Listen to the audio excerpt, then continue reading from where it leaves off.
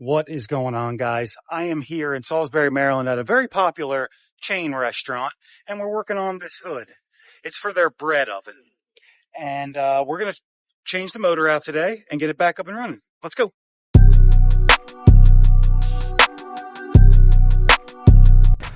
All right, let me tell you something about CaptiveAire. You can take that job number. Where's it at? Job number right there. Go on their website and punch that in, and it tells you everything about this fan, all the parts and everything. Basically what you do is you let CaptiveAire know, look, this is what I need. I need a 2 hoods and a makeup air, and they build the job, and it's public record. You can go on their website with that job number and it gives you everything you need. I don't know if other manufacturers do that, but CaptiveAire does, and that's a very nice feature they have.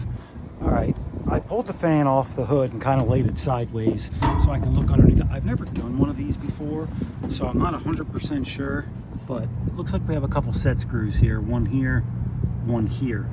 So I'm gonna attempt to just loosen those up and then pull the motor out or hammer it out some kind of way, because the motor actually isn't even bolted down. It's just got these little shoes it sits on. Here, you see? It's got these little rubber shoes it sits on, so the motor is loose. So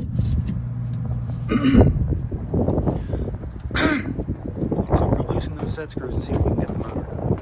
All right, I took the set screws all the way out because I wanted you guys to see these.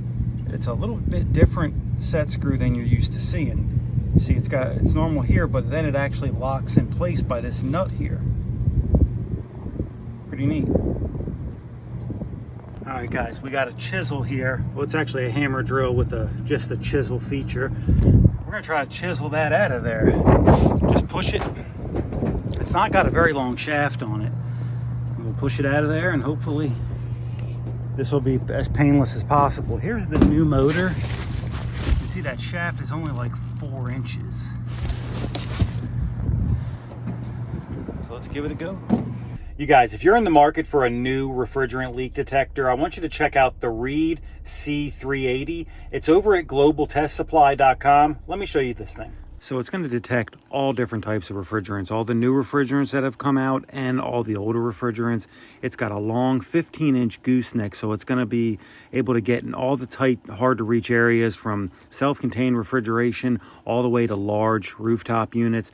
It's got an audible and visual alarm on it, so when it goes off, you'll be able to hear it and see it. If you're saying like a rack room where there's a lot of noise going on, you can see the actual alarm going off. It's got an adjustable sensitivity too, so if you're inside, say, an evaporator cabinet that's highly polluted with refrigerant, you can adjust that sensitivity to pinpoint that leak. I've used a lot of leak detectors, and this thing has a great feature to price ratio. It punches well above its price range. You're going to get a nice hard shell case, the leak detector, batteries, everything you need to start looking for leaks.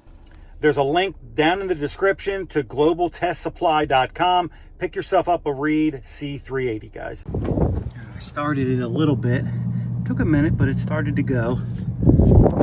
See if we can get it walking out the rest of the way. See if I can get some of this for you guys.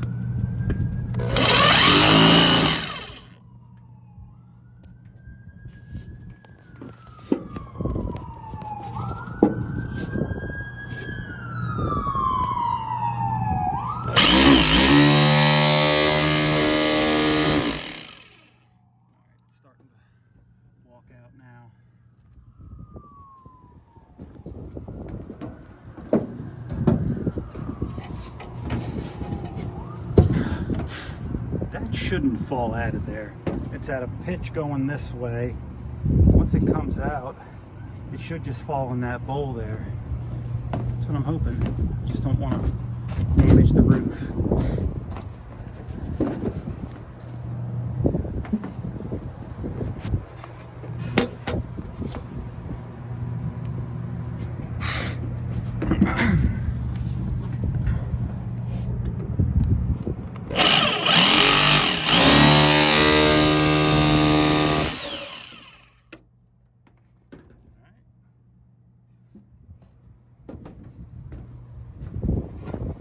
There she is.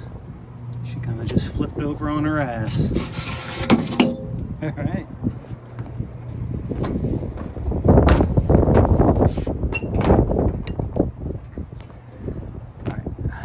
We are going to flip this bad boy over for now so we can get the motor set. All right. When I first looked at the plug of this guy, which was this right here, I thought they had sent me the wrong motor. But this is a dual voltage motor. It does 120 or 230. So they give you this diagram how to wire it, low volts, high volts. And it is slightly different than what I have here, because this is a 2-speed motor, high and low. But that's not the way they're telling you to wire it over here. For low voltage, white goes to L1, blue and orange get insulated together, and black and red go to L2. So that's how I wired it, but I still have one extra wire, this red wire, which would be low. It would make sense to me to go red, red, black, black, but that's not the way it's telling you to do this in the directions or on this wiring diagram. So we're going to put it in the way it is, and I had to wire in the old plug because, of course, this plug won't match up to what I have. So we're going to wire it the way it is here, and if it blows up, we'll blow it up together, guys. How about it? All right, guys, well, come and find out. This speed dial here, a potentiometer, whatever you want to call it, is bad. So I was checking voltages on it, and it would not send voltage. The most I ever got out of it was 12 volts. So I bypassed it, and it should be fine. I am gonna straighten all this wiring out, but let's fire this thing up and make sure everything's good. Let's get some of this shit out of here too. We'll do a better job cleaning up once we know we're good. A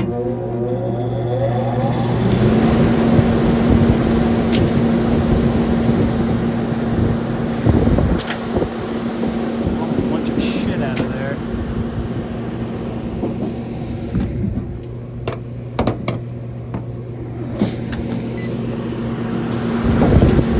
Ah, fuck. It's all over me. Don't get anything in my eye. But let's take an amp draw. Should be this guy here. 3.5, very good. I put the cover of this back on. This is honestly probably what took out my motor. This Verispeed potentiometer. Because when I first diagnosed that bad motor, I would hear it was trying to start. But it just wouldn't start. But it was tight too, so when I got a new motor, and I guess from me jockeying it around, just made it quit altogether. Like I said, the most I ever got out of it was 12 volts. All right, there she is, back operational.